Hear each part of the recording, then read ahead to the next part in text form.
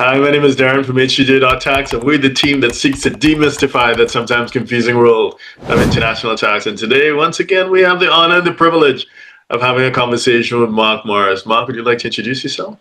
Yeah, I'm an expert in automatic exchange of information and exchange on demand, and I've been doing this exclusively and nothing else since 2002. And I consulted for the EU Commission, the EU Parliament, and the OECD on the weaknesses of these topics, and I testified to the German Parliament about the tax treaties that they do. Okay, all right. So, pretty impressive. Well, what's the difference between a custodial net sanction and a fiduciary Yeah. structure? The reason why I've got this repeated again and slightly longer, Mm-hmm, it's pretty important to realize that there's a difference between the custodian bond, custodian mm-hmm, relationship, which the yeah. EU sanctions mentions, Mm-hmm, and a custodial versus fiduciary bond. So it's important to realize the structure with the company holding the assets is not a fiduciary bond.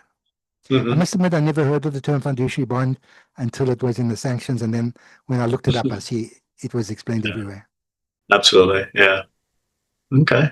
That was a pretty interesting mental exercise. You've given me a lot to think about. And, not just in terms of the definition of fiduciary, but looking at alternative structures, because I'm thinking, perhaps people can try using a company in the DIFC or whatever. But the challenge is the EU in general and individual EU member states have blacklists or lists of non-cooperative jurisdictions, right?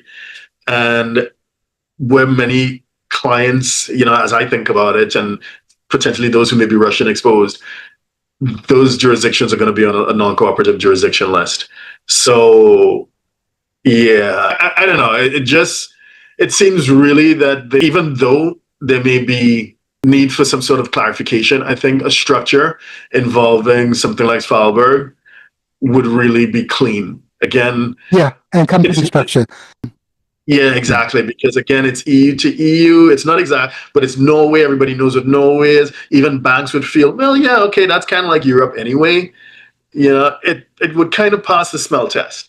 Whereas when you start to bring in the UAE or Panama or BVI, then it's kind of like, ooh, yeah, banks don't yeah, like it and EU member states don't like it. So, yeah, yeah. yeah. Mark, if somebody wanted to reach out to you and to find out more, what's the best way to find you? Well, there's two ways. One is to go to my website, co-ownershiptrust.com, or just Google or maybe AI search Mark Morris CRS. Hundreds of hits should come along. Okay, fantastic.